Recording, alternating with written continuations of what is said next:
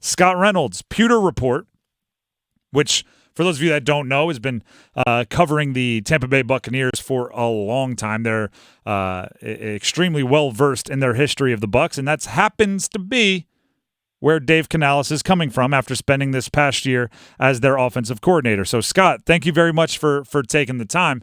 For us, ostriches with our head in the sand down here in Carolina, I'm going to start with the basics. Who is Dave Canales? Like, what does he bring into the table? Well, he's been dubbed the Pete Carroll Jr., essentially. He's full of energy. He's incredibly upbeat. He's got an effervescent personality.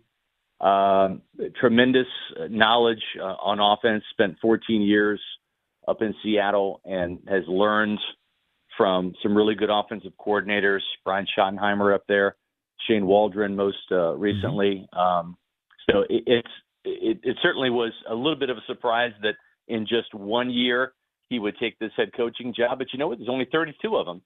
And this is a big opportunity for a payday for Dave Canales.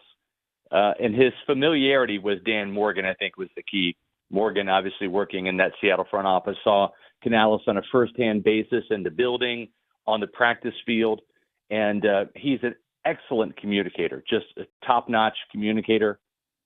His press conferences are going to be a treat for those who watch and follow the Panthers, because the level of detail that he gets into when describing anything is just, it's elite. I've never seen anything like it in my 29 years of covering the Buccaneers. Raheem Morris might come close in terms of just, owning a press conference. John Gruden kind of the same way, but Dave Canales is just an absolute expert at communication. Pete Carroll Jr. That's where my mind immediately jumped to, because as soon as you said that, I mean that's music to the ears of Panthers fans. Is he that relentlessly optimistic? When I think of Pete Carroll, I think of he's got the smirk on his face. He loves football. He's optimistic about everything. They're going to figure everything out. Do you get that, or is it just the kind of lineage of Pete Carroll Jr.? No, it's the positivity. It's the energy, the upbeat personality, the internal optimism. All of that is intrinsic to Dave Canales, but certainly modeled after from Pete Carroll, right? I think Pete Carroll brought the natural leadership and communication and upbeat positivity out of Dave Canales that was already within him, and probably just took it to another level by showing him, yes, you can be authentic, you can be yourself, you can be this way and have success. And so I'm thrilled for Dave. I got a chance to know him down here just in this past year, and you're not going to find a better human being maybe on the planet than Dave Canales. He's absolutely top notch. Now it's a tough rebuild, right? In Carolina, there's no first round draft pick, right? But when you look at what he has done, having Russell Wilson have some of the best years of his career in Seattle, working with Dave, and then transitioning to Geno Smith and turning him into the comeback player of the year and a Pro Bowler as a former journeyman at age 32, and then to work in Tampa here with Baker Mayfield, doing pretty much the same thing as he did with Geno Smith with Baker Mayfield. You got to feel pretty optimistic about how he's going to develop Bryce Young, and I just think that he has a knack for doing that with quarterbacks. So he's in really good hands there with a promising young talent at quarterback. The problem is the owner, right? David Tepper, how much patience? So that it's that obvious even from Florida? Oh yeah, there's no doubt. I mean, sorry, the secret's out. Yeah, David Tepper is we'll stop pretending. He's got that reputation around the league. When you go through 2 head coaches and 2 interim coaches in 2 years, that's 4 coaches. I mean, that's bad math any way you look at it. So with Dave Canales, I think it's a situation maybe where Carolina had some people turn down the opportunity because of the quick trigger finger by David Tepper. So I think maybe that's a reason why Canales took the job, is because others may have turned it down. And then that trust that he has with Dan Morgan, and maybe Morgan can be that guy to constantly be in Tepper's ear and saying, this is a project. This is not going to be instant gratification. We're not going to the Super Bowl anytime soon. We're a 2-15 football team, but we have a guy that can build this thing.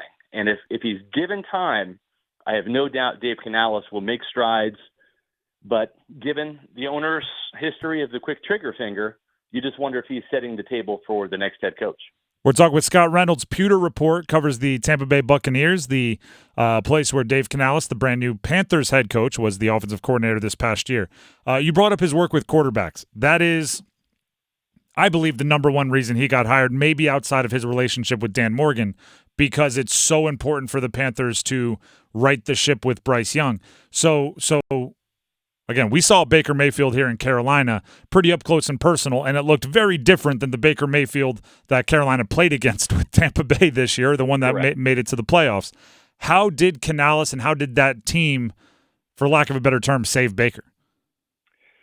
I'm gonna give Baker credit for really kind of being humbled by the process, right? It's interesting to go from being the face of a franchise, and then within the span of one calendar year, you're on the Browns, the Panthers, the Rams, and now the Buccaneers, right? So it was quite a quick comeuppance, I think, for Baker Mayfield. And, to his credit, he bought into Dave Canales, and Dave Canales bought into him. There was mutual trust from day one. And I just think that the skill set that Baker Mayfield has, the mobility to do those bootlegs and waggles and rollouts that this offense calls for, was a perfect fit for his skill set, and the ability also to push the ball down the field and make some big plays in the passing game with Mike Evans. And so Bryce Young, similar quarterback, right? Not the biggest guy, kind of like Russell Wilson in Seattle, kind of like Baker Mayfield in Tampa. So Dave has experience working with those types of quarterbacks that might be vertically challenged and getting the best out of them, right? So I definitely think that is a huge plus and an asset there. And listen, he knows wide receivers. He has experience in Seattle when he was a receivers coach with two of the best in Tyler Lockett and DK Metcalf. And then, he gets out of the frying pan into the fire. Oh no, with two really good wide receivers down here with Mike Evans and Chris Godwin. So he knows receivers really, really well. And obviously that's going to be a key for Dave Canales. And I think he's going to be an excellent recruiter in free agency. That's the one thing no one's talking about is you get this guy on the phone, you get a free agent in the building, and he makes you believe. I mean, you talk about winning the press conference. He did that in his first job down here in Tampa, even though you look at this guy and say, you have yet to call the first play in the NFL or college or anywhere, really. But he is so believable that I think that with the cap room the Panthers have, he can sell the vision, and he can bring players, free agents, to Carolina this year and the next year that you might not necessarily think would come, but he is a visionary. He'll sell that vision. And I think he's going to make the Panthers formidable. It might take a year or two, but I think they're going to be formidable with him at the helm. It's just how long is the patience going to be from David Tepper? Because I think they made the right hire. It's just going to take some time. He's never been a head coach before. He's only been a play caller 1 year. There's going to be some growing pains. It's going to require some patience. But if you give him time, Dave Canales is going to build it.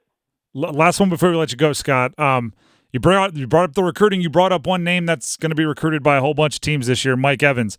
Who might follow Canales, whether it's Mike Evans or is there a position coach up there in Tampa that screams future OC that he might try to reach a hand back and pull? Is there anybody that you might be worried about the Bucs losing a grip on?